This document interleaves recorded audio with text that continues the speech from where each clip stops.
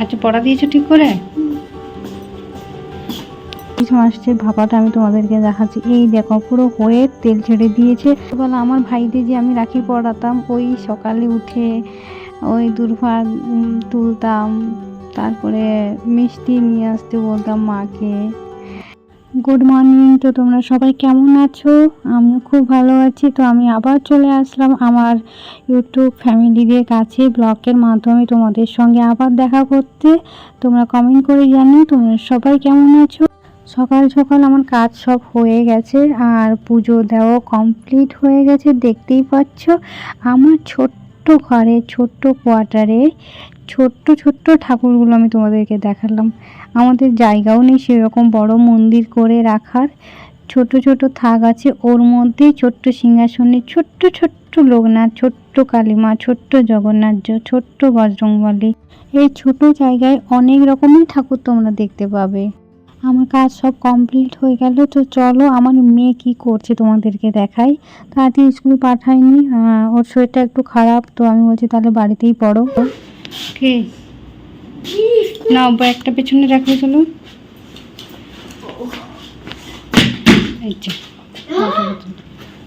আচ্ছা, পড়া দিয়েছো ঠিক করে?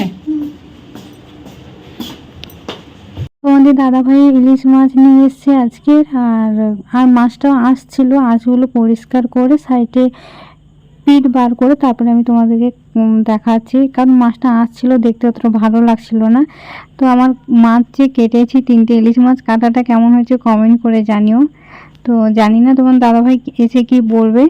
তো 3টে মাছ অনেকগুলো 4-5টা মাছের মতন পিস করে নিয়েছি, ছোট ছোট করে অনেকগুলো করে নিয়েছি, কারণ এই মাছটা পুরোটা ইলিশ মাছ খাবো এইভাবেই ছোট ছোট পিস করেছি। তোমাদের মাছ কাটাটা কেমন হয়েছে সেটা তোমরা কমেন্ট করে জানিও প্লিজ। আমি একটা নারকেল নিয়ে নিয়েছি, ছোট দেখে নারকেলটা চুড়েছি। আর এটাতে শিলে যেটা দেখছো সেটা হচ্ছে সর্ষে, সাদা সর্ষে আর কালো সর্ষে দুটো মিক্স করে আমি নিয়েছি। সাদা সর্ষেটা আর কালো সর্ষেটা বেটে নিয়েছি। আর এইটা হচ্ছে নারকেলটা নরম আছে, তাও এটাকে শিলে বাটতে হবে। 5 পিস আমি চাকা নিয়েছি ইলিশ মাছের। এটাকে নুন হলুদ মাখিয়ে আমি রেখে দেবো 5-10 মিনিট। ততক্ষে আমি এগুলো পেস্ট করতে থাকবো শিলেতে।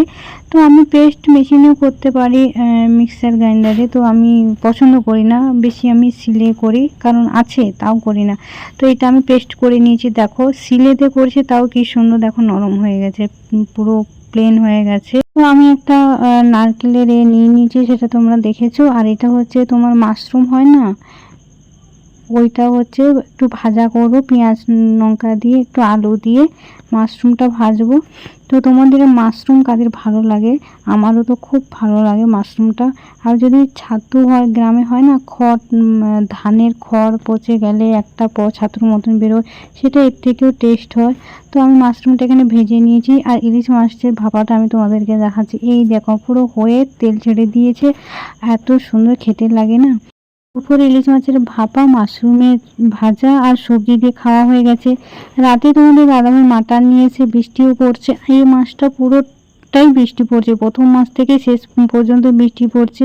তো মাটন নিয়েছে, মাটনটা আমি রাতে রান্না করছি। কালকে হচ্ছে রাখি পূর্ণিমা আছে, আর শনিবারে রাখি পূর্ণিমা দিন আমাদের রাখি পূর্ণিমা হোক আর যাই হোক, আমরা শনি মঙ্গলবারে নিরামিষই খাই। আমাদের এটা বরাবরই আছে, তাই কালকে তো কিছু হবে না। তো আজকে হচ্ছে মাটন নিয়ে এসছে আমার ছেলে, আর তোমাদের দাদাভাই গিয়ে বাজার থেকে মাটন নিয়ে এসছে। কালকেরটা আজকে পালন করা হয়ে যাচ্ছে, ভালো কিছু খাওয়ার। তো তোমরা মাটন খাবে তো ঝটপট করে চলে আসো, নাহলে শেষ হয়ে যাবে। তো যারা যারা মাটন কষা খেতে ইচ্ছুক তা ঝটপট করে চলে আসো আমাদের বাড়িতে, খাবার খেয়ে একদম বাড়ি চলে যাবে রাতের খাবার খেয়ে। তো দেখো ফাইনালি আমার মাটন রান্না হয়ে গেছে, ভাতও হয়ে গেছে। ভাতটা আমি আগে করে নিয়েছি, তারপরে মাটনটা করেছি। আজকে রাতের মেনু হচ্ছে মাটন আর ভাত। হবে না? কটা বাজে? 12টা 25 হয়ে গেছে।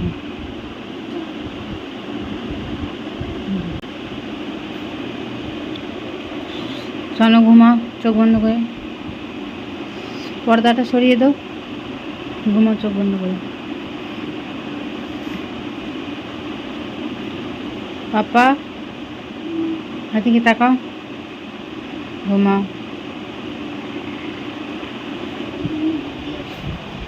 কটা বাজে? 12:26। কোথায়?